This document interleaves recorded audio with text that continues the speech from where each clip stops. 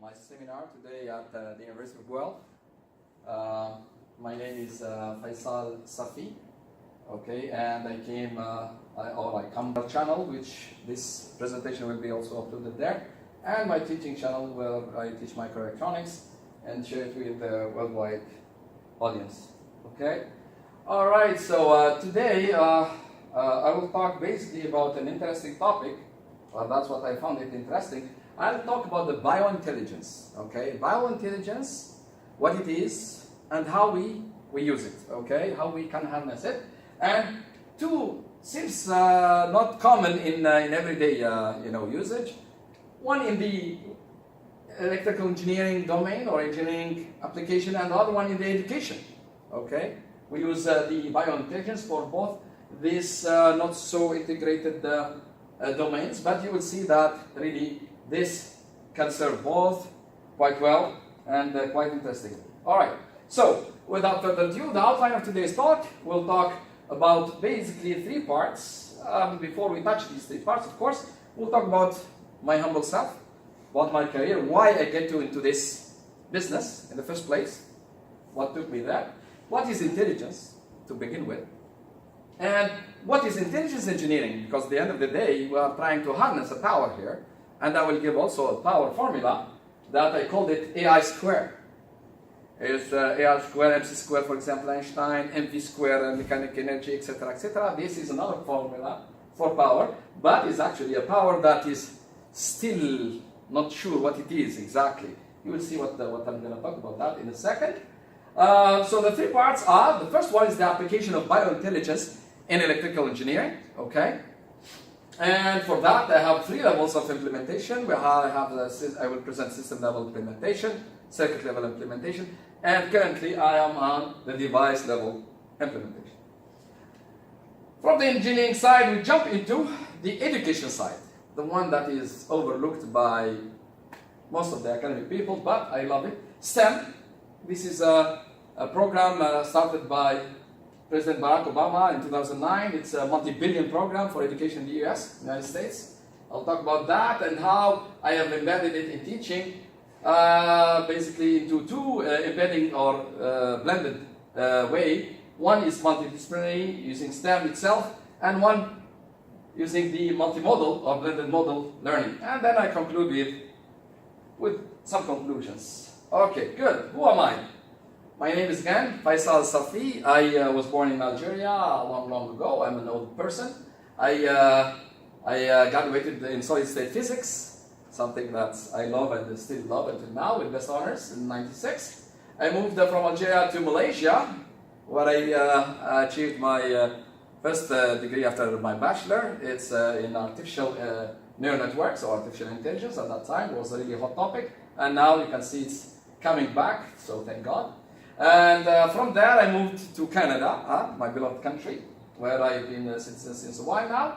And I started looking into intelligence, but in the more electrical engineering approach. Especially, I worked on my PhD at the University of Waterloo on smart CMOS image sensors. You will see these interesting implementations, plus the current one.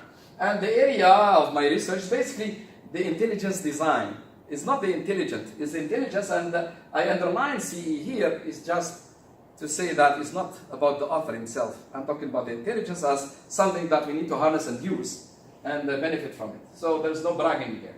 Both at many levels, the devices, circuits, and systems. Career span, I have bounced between academia and industry quite a while, from US to Canada, etc., as well as entrepreneurship. I started about 5 years ago, a startup company, but unfortunately it didn't fly for reasons that beyond my reach. And this is my LinkedIn page for those who are interested on seeing the timeline of this crazy career. All right, what's intelligence? That's a question that really we need to contemplate a lot, and it has been a subject of thinking of great philosophers since the Greek civilization, even before the Greek civilization, but it's always good to reference the Greek because it's well-known civilization, we know it. So the first one, which will make you funny, or will make you laugh, sorry, which is Socrates. He said that, okay, fine, I know that I'm intelligent, but why, Mr. Socrates? Because I know nothing. See what I'm saying? It's contradictory. he looks like a nerd or kind of crazy guy, but he actually was very, very smart by stating that, because he states the first aspect of intelligence, and that's the self-awareness. He knows that he knows nothing, that's fine, because he started civilization by all means, okay? Or at least the Greek civilization. So he knows himself. So there is kind of self-awareness about that, and that's a very, very important, and this will be used in the education, the third part of today's seminar. Okay, this is one of them, one of the definitions I found, very interesting, very, very useful. The second one is actually by Albert Einstein. You see, we zapped more than 2,000 years to find this guy say that the true sign of intelligence is not knowledge, as this guy refers to. It's actually imagination. So he was talking about, basically about what? About creativity. But imagining and create in that realm of imagination things. And that's what creativity is, in the making and the design. Okay? He was reflecting to that. And by all means, Albert Einstein is an icon of previous century, and he remains an icon until now. The last one is the multi-dimensional, or the fractal, that I call it the fractal reflection of intelligence. We have now emotional intelligence. Some of these intelligence, they will help you to land a job, by the way. Like, for example, emotional intelligence. It's very important for business to find a job. Analytic, linguistic. So we have tons of reflections of intelligence that nowadays the neuroscientists and psychologists, they find very hard to limit what is the intelligence really. So this shows the versatility aspect and the multifaceted aspect of intelligence. So the bottom line, what? There's no consensus. Nobody can say what exactly is intelligence. Does it stop us? No. It does not stop us. Why? We'll see that in a second. So Einstein, after he got Nobel laureate, you know which Nobel laureate, for what he got the Nobel Prize? It's not for relativity, by all means. It's by defining or by proving that the photons are corpuscular, particles. The photoelectric effect, that's the one that we use for diodes and this camera that's taking shots now for PVs and stuff like that. He got it for that, okay? And he says, after 30 years working on photons, he says, after 30 years of working on photons, I have no clue what photon is. And by the way, ask any physicist what matter is. Nobody can tell you any answer about anything that is very specific. But we harness things. We harness it. And that's why we need to engineer the intelligence. Yeah, fine. We don't know it. Can we use it? Sure. It has been used, by the way. The first one is the heuristic intelligence. The intelligence of mimicking the neurons and how they communicate to each other, and bringing a processing system that is heuristic, means non-algorithmic. It's not like you used to program A to B, a loop and blah, blah. No, it's absolutely not deterministic. But yet, it has very powerful features that you can now talk to Siri and she will tell you what's going on. Case, the students self-aware. And self-awareness is one of the biggest intelligent cornerstones. Okay? And that's why nowadays AI, artificial intelligence, is booming. Google, you name Apple and the big boys in industry. So what do you mean by self-aware? That's good. I'm getting there. Okay. They are working on this, on AI, and they are really advancing. And the link that will make AI really scary, especially to Steve Jobs, Steve Hawking and Bill Gates and others who are against AI, artificial intelligence, is to make AI self-aware. If you make an AI, an artificial intelligence system, electronic or software, whatever you call it, if you make it self-aware, boom, it's gone. That's it. They will take over the whole business of creativity, of control, of bye, that's it. The human will jump from an era to another era. Okay, good. Now back to self-awareness. If you look at Aristotle's statement, he said, again I'm repeating, he said that I'm intelligent because I know that I know nothing. So this feedback on his own intelligence, or in his own knowledge, if you want, this feedback, that's what self is, like a mirror of his own mind. He knows that he knows nothing. Of course he knows nothing. It's the start of the knowledge era, the Greek civilization, by all means, So this, to know about your own status This is a big thing in intelligence. It's actually the pillar number one in intelligence. Okay. So this self-awareness encompasses big things, and that's why I saw that intelligence can help actually teaching. Teaching, we need to make the students, and that's my philosophy, we need to make the students self-aware about what they are studying. Like Dr. Zafan, I'm coming to that note, to make experiential, teaching, okay? Or what you call it, I was writing on the cup, so I have to read from there. So sorry about that. So you have to make it doing self-awareness, meaning they have to reflect on themselves. What did they learn? And how they were learning it. Is it good or not? This will come to self-assessment. Okay? Are they did a good job? So this self-awareness is a big issue, or is a big cornerstone in the teaching. This is what we need really to implement. Now, okay, all right. And why do we want this self-awareness? It's not because intelligence is sweet and we like it. All of us, we like it. It's what differentiates us from the rest of the biological world. It's because we are intelligent.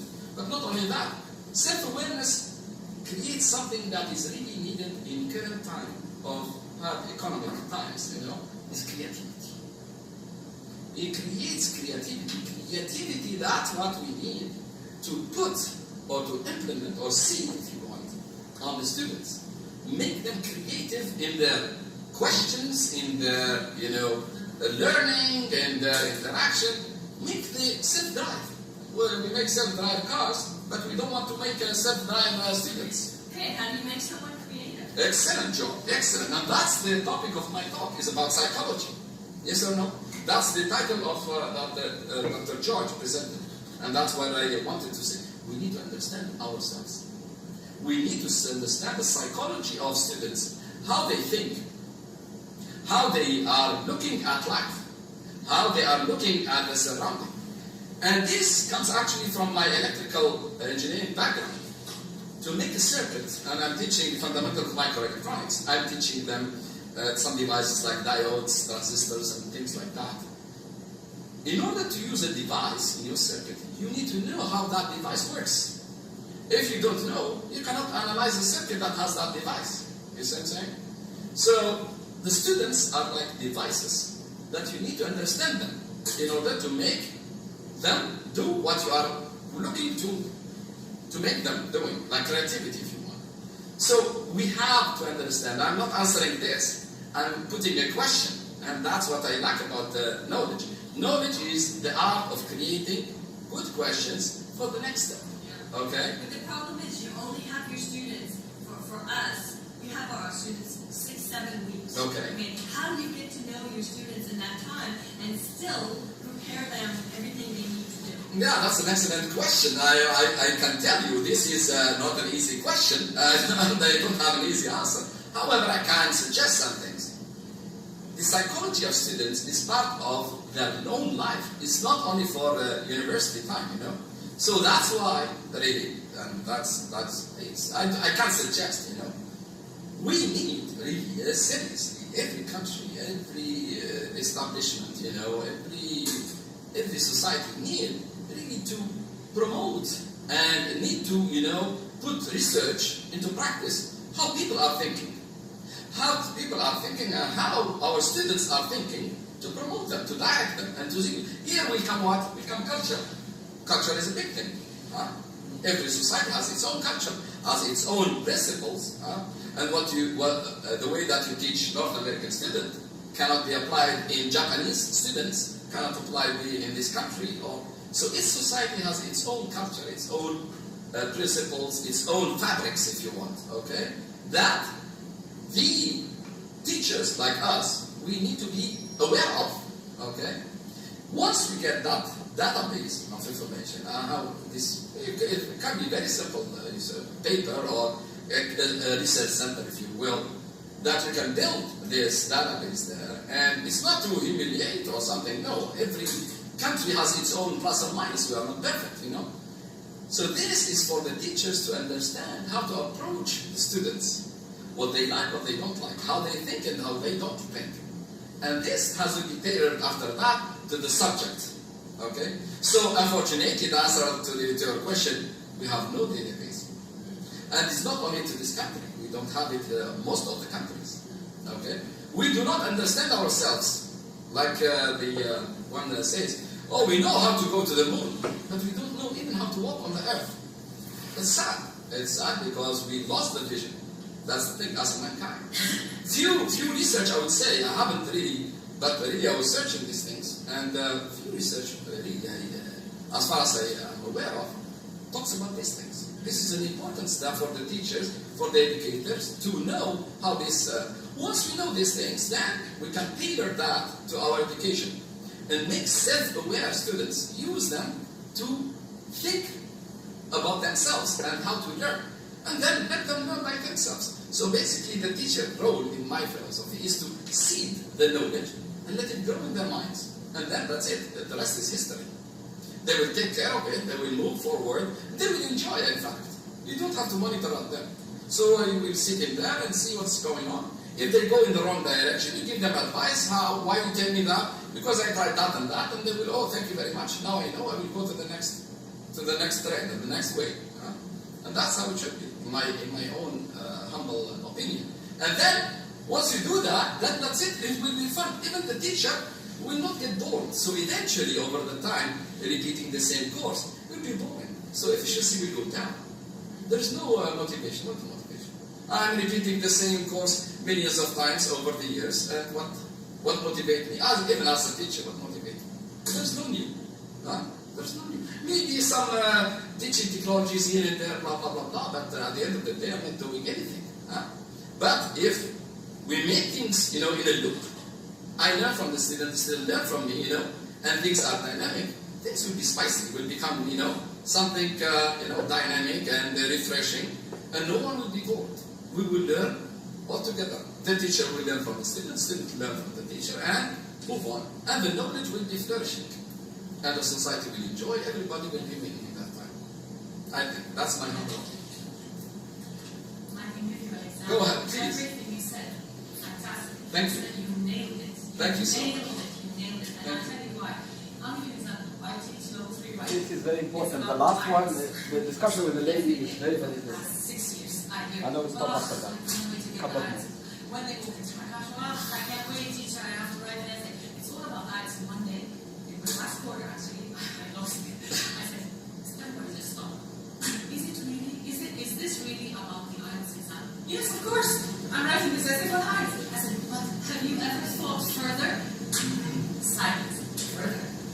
Where? What do you mean? Have you ever asked yourself, why are you here?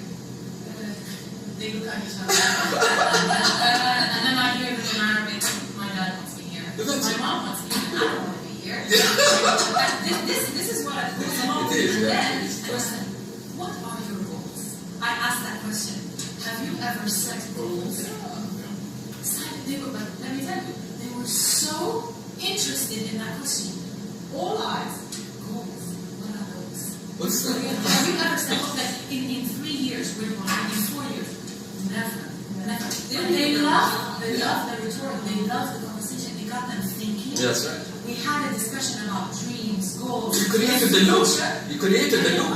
I could care less about the essay that we were about to That's it. because that made sense. Yeah. You're trying to teach something for them to make it applicable in their life. Exactly. So that they can make sense out of it. Exactly. And they don't have that. That's right.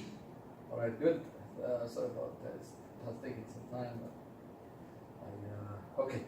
So that's basically I presented what's really what really education should be and the direction that should go. So education is actually a dynamic process. It's not as the classical way of one-way direction. It's a dynamic way where the student is the factor, is the engine. Okay, that we need to grow, and that's why we need to be centered around him or her. Psychology of the student is very important because it's very, very interconnected with the intelligence of the student, okay? And that's what creates the loop, actually, to create to have experiential learning and by example, whatnot, and stuff like that. And the blended learning, we'll come to that in a second. And all of these, they help the purpose of self-awareness. So to make the learning quite interesting. Now, the first approach in this using artificial intelligence in education is first the multidisciplinary approach, or the STEM approach, the science, technology, engineering, and math approach that's been now is driving the education in the United States. And that's basically a way of teaching by which you bring these four corners of disciplines, bring them together. And this I did in my class by basically talking math or discussing mathematics in class. And here, for example, I was talking about the certain parameter, which is the barrier voltage of the diode, and bring the technology there by doing the experiment of how this voltage barrier change with temperature that I discussed here. You can see it in my YouTube channel. Bring this discussion to the lab and basically blow the diode with the heat blower and see how the built-in voltage or barrier voltage does change. And when I presented these two to the students in one class, they were really blown away. And that's why STEM is very, very important, because you bring different modalities to the brain of students to see the merits and to convince the student about what he or she is learning. Okay, it's will take us a time to see these videos, but the idea now to about the AI here is where AI really is. So here, basically, the class is divided into three segments. There is a pre-class preparation where I try to embed the STEM approach and build it into the slides or presentation to my students. Then I present it to my students and record it with my own camera that you see here. Okay. And basically, when the students after class want to revise, want to redigest what he or she has seen in the class, basically I will try to recall the learning moment, okay, and make it a déjà vu in the brain of students. And that's by doing so, we are enhancing the learning process. And this is very similar to an artificial neural network that I worked long ago, and which I published last year, another conference paper in St. Petersburg. So it's very similar to the bidirectional associative memory. So you have a layer of neurons on this side and another layer of neurons on this side. So basically, this layer will represent basically the moment of learning that happens during the class, okay? And this side is basically the video that the student is watching, because I do record every single class and put it in my YouTube channel.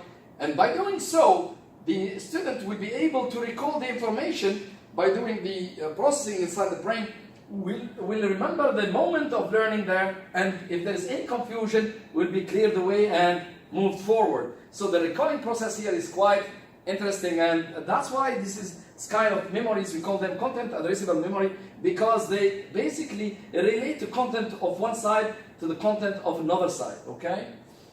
So these where the artificial intelligence comes in and kick in, and in here I put a survey for my students, one for before the midterm, one before the final, okay, and ask them how they learn. So to my astonishment, the YouTube channel was actually the third for both surveys, but it was very, very important in the survey when I asked them how the idea of blended learning using this YouTube channel, it was always welcome. Was 53% for the midterm, but it goes up by 10% up for the pre-final. Why? Because by the final, the material will be huge, and to revise will be really very important to go deep and see what's been learned, okay? But it comes to the third here compared to textbook and the slides. Why? Because that is quite diluted version of material. Cannot keep watching the video to revise. So the students, they go and use it when they are basically the last resort for learning, okay? And this is testimonial of my students.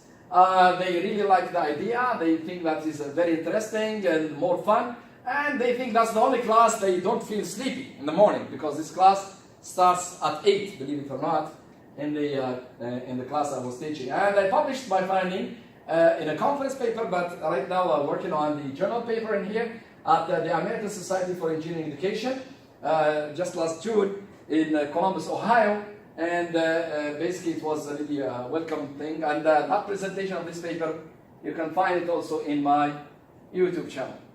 Almost there, so basically we are on time, or 5 minutes extra. So, in conclusion, the biointelligence for education, basically, we can find that the self-awareness plays a really great role in enhancing the self-awareness of the students. Like self-awareness as a part of intelligence helps the students to recall better and learn much better their courses, especially if they are quite complex. Embedding multidisciplinaries like STEM approach, the science, technology, engineering, and math. And now we have another version, STEAM actually, if you include the art in there. Embedding that in education is very important for the improving the education system of the students. And last but not least, blending also the modalities of learning, digital within class and other ways, helps also improve by making this, the content addressable memory that the students they have in their brains, help them really recall what they learn. In terms of seminar, I think intelligence is omnipresent in the biological world. Okay, and we cannot really. It's really we have a lot to learn from biology. That's what I would say here. Okay, right now for the from where I stand now, I'm working now on the basically the IoT things, because that's where you have multiple sensors and you need to make sense out of it. Definitely there is a need of intelligence there to be applied, implemented, and that's a very niche area of research as well as technology.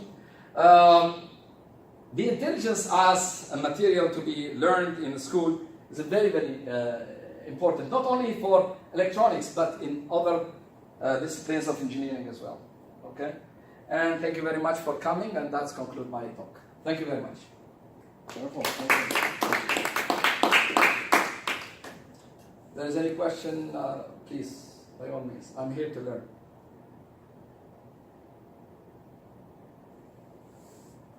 Do you have like an in-lab component of that course that you did too?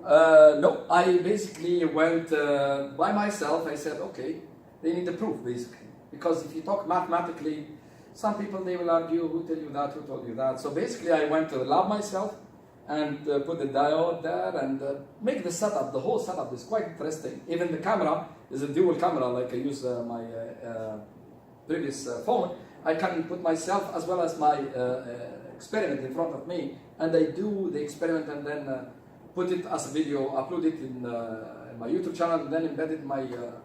So that course, unfortunately, did not have a lab. And that's absolutely nonsense, because if you teach microelectronics, you need to have a lab in parallel. Yeah. But ironically, that wasn't the case in my previous place. Yeah. But if you teach something like engineering thing, you have to have a touching. Yeah, I'm just thinking like every time we go into lab to do anything, it's like that's when I learn the most because I'm doing it myself. That's right. So I'm just like, how did they learn it with just the yeah, video? that's one aspect. But nonetheless, putting the lab in the class itself is actually very beneficial, because that way you learn on the fly. You don't wait, so your memory is fresh with what you learn, and at the same time you see things in front of you. So, and which you can go and double check it. Maybe I was faking. But that's very interesting. I mean, to bring the lab in the class is something that's, especially if it's like short and brief presentation there. And I cannot tell you how they were, wow, they really appreciate that, because when you see math meet the lab, that's your day, that's it. And the student, they will be convinced, and nobody can, take them and tell them, oh, maybe, no, we have seen it. And we can do that. So not all things they can do that, but you can be creative or bring in the lab to the class. Yeah. But it's very beneficial, I have to tell you. And to be able to record that and then later on go and check it from the class channel, that's another thing. And even my students, when they learn this, they go get confused about something, they put a comment on the below the video, and they write, at this minute, this second, I didn't understand that. So I receive that as a notice, and I just click, and it takes me to that moment exactly, and I read, boom, and then I answer. So it has not a live interaction way, but it helps the students to learn the material. And they can scroll, you know, and that really to record the moment of learning is very, very exciting, very, very beneficial for the students because it takes them back to the class. And that's totally amazing experience by all means. And who were you speaking to in the video section there? Very good question, Chris. That was a panel discussion. It was with faculties only. We were talking, the topic of that talk was how to engage students. Okay, I used to teach at the UAE University last year, and the motivation is nil, almost nil. There's no motivation. Well, there are many things why. From the learner side? The learner side, yeah. They don't see. There are many reasons why they are not motivated. Because again, it's about culture and the need for that or not. You know, here in Canada we have a knowledge-based economy, and that's why students they pay attention to that because they know they can make money out of that. But in that part, that's a different story. Now, how to excite them, spice things up through different ideas, experiential learning. But again, it was basically against the odds. You are against all the. Sure. Of course, and I feel sad for the students, unfortunately, because you need, and that's what Steve Jobs said in his talk in Stanford before he died a couple of years before. Stay hungry, stay foolish. That's one quotation of him. And when you stay hungry, that's basically it keeps you moving forward and learn, you know. But unfortunately, I cannot say more than that, you know. And that's one side. So we were basically fighting these odds, but it's a lost battle, by the way. And that's why I moved away from that. But still, the students, everywhere, they have common problems, you know. There are things that are local to each country, to each, you know, society, but there are common things, you know, like the psychology, like we are humans at the end of the day. We share some things between us, okay? And the way how we learn, the neurons are the same everywhere, wherever you are. But the culture just add some convolution around that.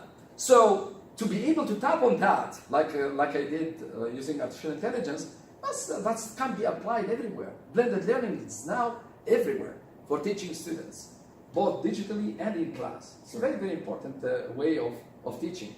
And it's getting momentum now. Especially now, you can learn from home, basically. Yeah. You can stay home, click a button, and then boom. And you learn like you are in class. Now imagine if you combine the class with that, now there's another one, this called flipped class. Basically, you watch the class at home, you come, we solve problems, that's it.